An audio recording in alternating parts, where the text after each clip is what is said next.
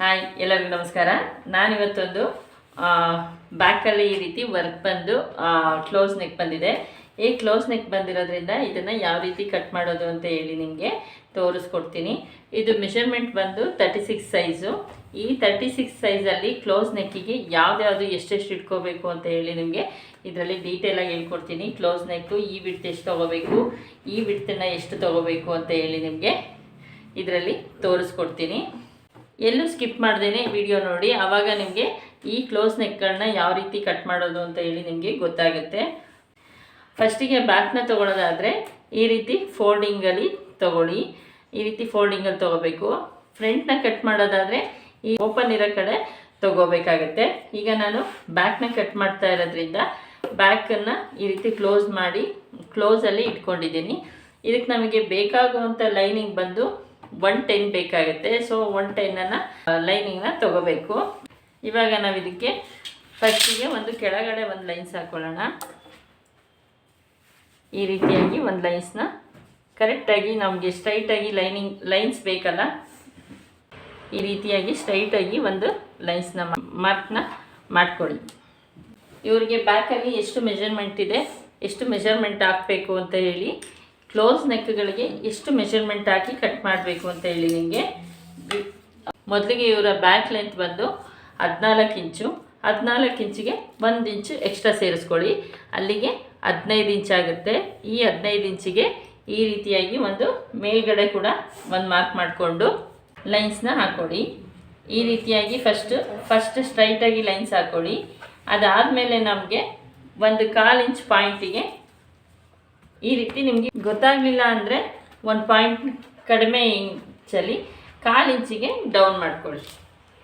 ಈ ರೀತಿಯಾಗಿ 1/4 ಇಂಚಲ್ಲಿ ಈ ಲೈನ್ಸಿಗೂ ಟಚ್ ಆಗೋ ರೀತಿ 1/4 ಇಂಚಿಗೆ ಮಾರ್ಕ್ ಮಾಡ್ಕೊಳ್ಳಿ. ಯಾಕೆ ಅಂದರೆ ಕ್ಲೋಸ್ ನೆಕ್ಗಳಿಗೆ ಈ ರೀತಿ 1/4 ಇಂಚು ಡೌನಿಗೆ ಬಂದರೆ ನಮ್ಮ ಶೋಲ್ಡರಲ್ಲಿ ರಿಂಕಲ್ಸ್ ಬರಲ್ಲ, ಸೊ ಶೋಲ್ಡರ್ ಎತ್ಕೊಳ್ಳಲ್ಲ. ಅದಕ್ಕೋಸ್ಕರ ಈ ರೀತಿಯಾಗಿ ಮಾಡಬೇಕಾಗತ್ತೆ.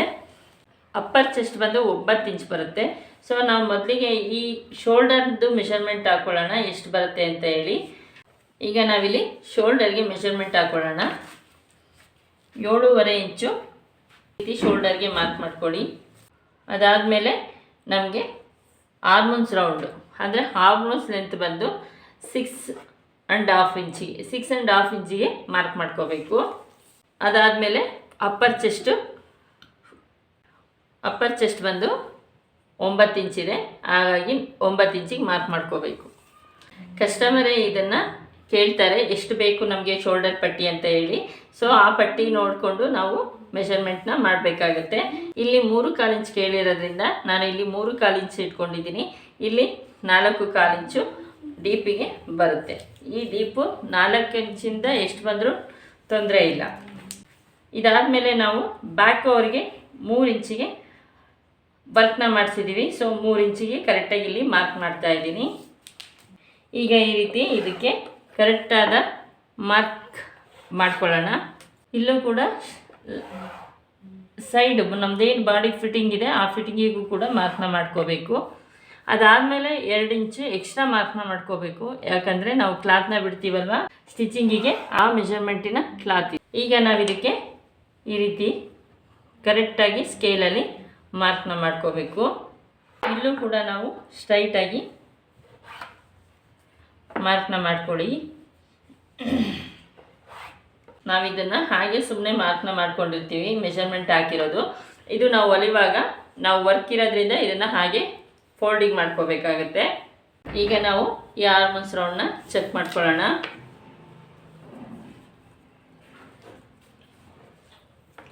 ತುಂಬ ಕಡಿಮೆ ಇದೆ. ಸೊ ಈಗ ನಮಗೆ ಆರ್ಮೋನ್ಸ್ ರೌಂಡ್ 2 ಇಂಚು ಕೆಳಗಡೆ ಬೇಕು.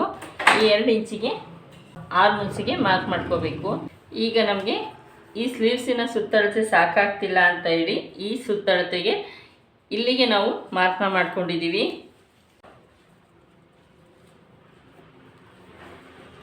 ಈಗ ನಮಗೆ ಇದು 8 ಇಂಚಿಗೆ ಕರೆಕ್ಟಾಗಿ ಸ್ಲೀವ್ಸಿನ ಸುತ್ತಳತೆ ಸಿಗ್ತಾ ಇದೆ.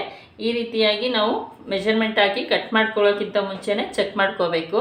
ಯಾಕಂದರೆ ನಾವು ಒಂದು ಮ್ಯಾಕ್ಸಿಮಮ್ ಇಷ್ಟು ಇಂಚೆ ಬರುತ್ತೆ ಅಂತ ಹೇಳೋಕ್ಕಾಗಲ್ಲ. ಕ್ಲೋಸ್ ನೆಕ್ಗಳಲ್ಲಿ 7.5 ಇಂಚು ಬೇಕಾಗುತ್ತೆ. ಸೊ ಈ 7.5 ಇಂಚಿಗೆ ನಾವು ಈ ರೀತಿ ಸುತ್ತಳತೆನ ಚೆಕ್ ಮಾಡಿಕೊಂಡು ನೋಡ್ಕೋಬೇಕಾಗತ್ತೆ. ಈ ರೀತಿ ನೋಡಿಕೊಂಡು ನಾವಿಲ್ಲಿಗೆ ಮಾರ್ಕ್ನ ಮಾಡ್ಕೋಬೇಕು. ಈ ರೀತಿಯಾಗಿ ಮಾರ್ಕ್ನ ಮಾಡ್ಕೊಳ್ಳಿ. ಇದಿಷ್ಟು ಸ್ಲೀವ್ಸಿನ ಸುತ್ತಳತೆ ಮುಗೀತು.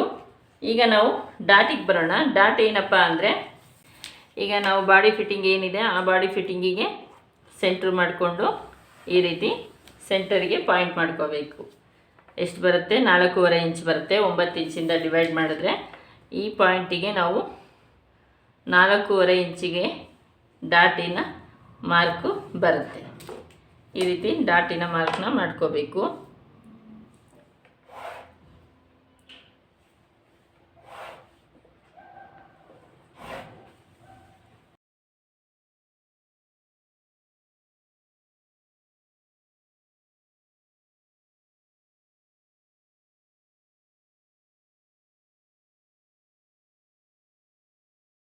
ಈಗ ನಾವು ಫ್ರಂಟ್ನ ಕಟ್ ಮಾಡ್ಕೊಳ್ಳೋಣ. ನಾವು ಫ್ರಂಟ್ನ ಮೆಜರ್ಮೆಂಟ್ ಮಾಡ್ಕೊಳ್ಳೋಣ. ಫ್ರಂಟ್ ಮೆಜರ್ಮೆಂಟ್ ಬಂದು 14 ಇಂಚಿದೆ. ಅದಕ್ಕೆ 1 ಇಂಚ್ ಎಕ್ಸ್ಟ್ರಾ ಸೇರಿಸಿ 15 ಇಂಚಿಗೆ ಮಾರ್ಕ್ನ ಮಾಡ್ಕೊಳ್ಳೋಣ. ಈ ರೀತಿ ಮಾರ್ಕ್ನ ಮಾಡ್ಕೋಬೇಕು. ಇದು ಕೂಡ ಒಂದು ಲೈನ್ಸ್ ಸ್ಟ್ರೈಟಾಗಿ ಲೈನ್ಸ್ ಹಾಕ್ಕೋಬೇಕು. ಇಲ್ಲೂ ಕೂಡ ಅದೇ ರೀತಿ ಒಂದು ಲೈನ್ಸ್ನ ಹಾಕ್ಕೊಳ್ಳಿ. ಈಗ ನಾವು ಈ ಎಡ್ಜಸ್ ಏನಿದೆ ಈ ಎಡ್ಜಸ್ಸಿಗೂ ಕೂಡ ಒಂದು ಲೈನ್ಸ್ನ ಹಾಕೋಬೇಕಾಗುತ್ತೆ. ಯಾಕೆ ಅಂದರೆ ಈ ಎಡ್ಜಸ್ ಏನಿದೆ ಈ ಎಡ್ಜಸ್ ನಮಗೆ ಸ್ಟಿಚಿಂಗಿಗೆ ಚೆನ್ನಾಗಿ ಬರೋದಿಲ್ಲ ಅಂತ ಹೇಳಿ ಈ ರೀತಿ ಮಾರ್ಕ್ನ ಮಾಡ್ಕೋಬೇಕು. ಈಗ ನಮಗೆ ಶೋಲ್ಡರ್ ಲೆಂತ್ ಏನಿದೆ ಆ ಲೆಂತ್ನ ತಗೊಳ್ಳೋಣ. ಈಗ ಶೋಲ್ಡರ್ ಬಂದು 2 ಇಂಚಿಗೆ ಡೀಪಿಗೆ ಮಾರ್ಕ್ ಮಾಡ್ಕೊಳ್ಳಿ. ಅದಾದಮೇಲೆ ಶೋಲ್ಡರ್ ಪಟ್ಟಿ ಬಂದು 3.25 ಇಂಚು 3.25 ಇಂಚಿಗೆ ಮಾರ್ಕ್ ಮಾಡ್ಕೋಬೇಕು. ಡೀಪ್ ಬಂದು 8.5 ಇಂಚಿಗೆ ಮಾರ್ಕ್ ಮಾಡ್ಕೋಬೇಕು. ಸ್ಲೀವ್ಸಿನ ಸುತ್ತಳತೆ ಬಂದು 5 ಇಂಚು 5.5 ಇಂಚ್. ಈ 5.5 ಇಂಚಿಗೆ ಮಾರ್ಕ್ ಮಾಡ್ಕೊಳ್ಳಿ. ಈಗ ಇದಕ್ಕೆ ಸ್ಟ್ರೈಟಾಗಿ ಮಾರ್ಕ್ ಮಾಡ್ಕೋಬೇಕು. ಸ್ಲೀವ್ಸಿನ ಸುತ್ತಳತೆ ಕೂಡ ಮಾರ್ಕ್ ಮಾಡ್ಕೊಳ್ಳಿ.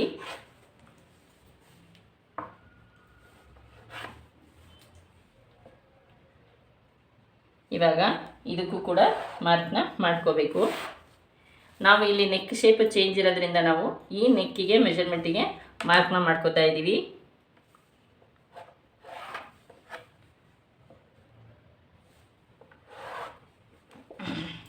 ಈಗ ಇದಕ್ಕೆ ಸ್ಲೀವ್ಸಿಗೆ ರೌಂಡ್ನ ಮಾಡ್ಕೋಬೇಕು. ಈ ರೀತಿ ರೌಂಡ್ ಮಾಡ್ಕೋಬೇಕು. ಈಗ ಚೆಸ್ಟಿನ ಮೆಜರ್ಮೆಂಟ್ ಬಂದು 9 ಇಂಚು 9 ಇಂಚಿಗೆ ಇಲ್ಲಿ ಮಾರ್ಕ್ ಮಾಡ್ಕೋಬೇಕು. ಈಗ ಸ್ಲೀವ್ಸಿನ ಸುತ್ತಳತೆನ ಚೆಕ್ ಮಾಡ್ಕೊಳ್ಳೋಣ.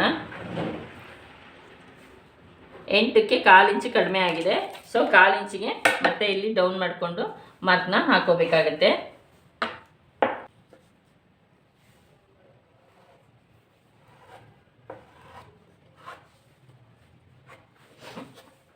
ಇಲ್ಲಿ 1/2 ಇಂಚ್ ಬಿಟ್ಟು ಈ ರೀತಿ ಮಾರ್ಕ್ನ ನೋಡ್ಕೊಳ್ಳಿ, ಚೆಕ್ ಮಾಡ್ಕೊಳ್ಳಿ.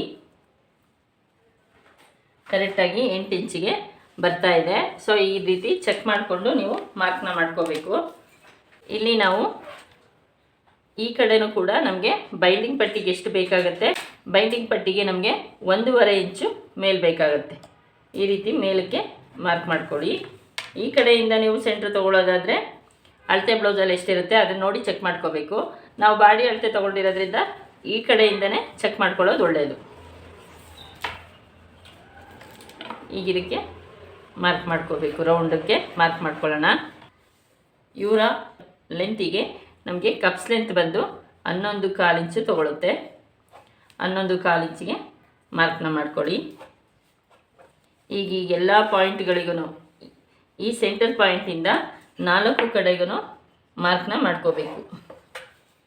ಈ ರೀತಿ ಮಾರ್ಕ್ನ ಮಾಡ್ಕೊಳ್ಳಿ. ಸ್ವಲ್ಪ ಕ್ರಾಸಾಗಿ ಮಾಡಬೇಕಾಗತ್ತೆ ಈ 2 ಲೈನ್ಸ್ಗಳು.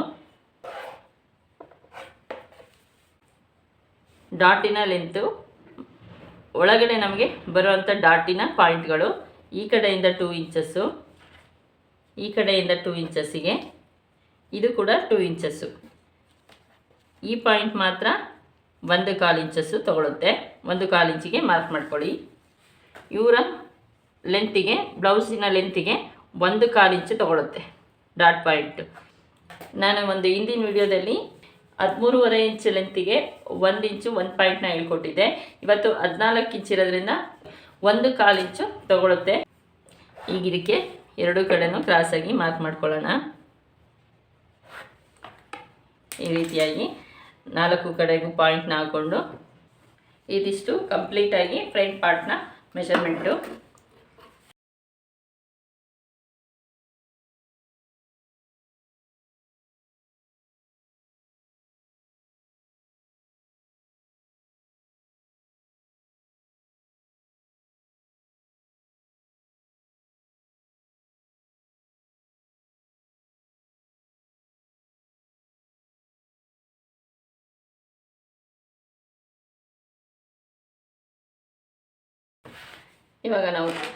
ಈಗ ನಾವು ಸ್ಲೀವ್ಸ್ನ ತೊಗೊಳ್ಳೋಣ. ಸ್ಲೀವ್ಸ್ ಬಂದು ಈ ರೀತಿ 2 ಫೋಲ್ಡಿಂಗಲ್ಲಿ ಇರುತ್ತೆ. ಅದೇ ಈ ರೀತಿ 4 ಫೋಲ್ಡಿಂಗಾಗಿ ಮಾಡ್ಕೋಬೇಕು.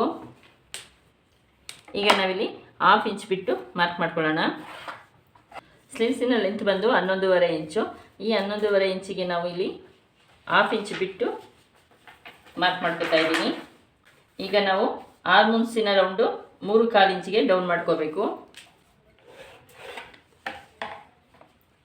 ಕೈಯ ಸುತ್ತಳತೆ ಬಂದು 5/4 ಇಂಚ್ ಬರುತ್ತೆ. ಆರ್ಮುನ್ಸಿನ ಸುತ್ತಳತೆ ಬಂದು 7 ಇಂಚು. ಈ 7 ಇಂಚಿಗೆ ಮಾರ್ಕ್ ಮಾಡ್ಕೋಬೇಕು.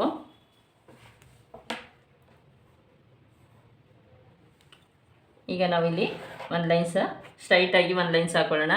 ಅದೇ ರೀತಿ ಇಲ್ಲೂ ಕೂಡ 2 ಇಂಚು 1.5 ಇಂಚು ಕ್ಲಾತ್ನ ಬಿಟ್ಟು ಲೈನ್ಸ್ನ ಹಾಕೋಬೇಕು. ಈ ರೀತಿಯಾಗಿ ಮೊದಲು ನಾವು ಶೇಪ್ ಮಾಡ್ಕೋಬೇಕು, ಆಮೇಲೆ ನಾವು ಫ್ರಂಟನ್ನು ಕೊರೈಸ್ಕೋಬೇಕು.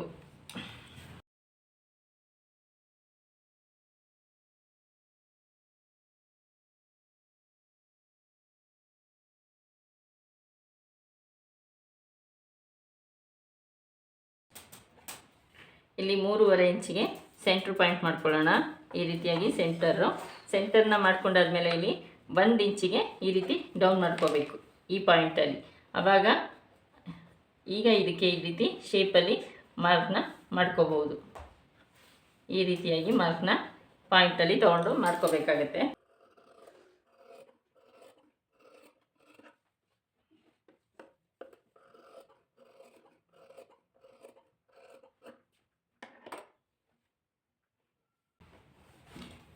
ಈಗ ಇಲ್ಲೂ ಕೂಡ ಒಂದು ಮ್ಯಾಚ್ ಮಾಡ್ಕೋಬೇಕಾಗತ್ತೆ ಫ್ರಂಟ್ ಮೆಷರ್ಮೆಂಟಿಗೋಸ್ಕರ.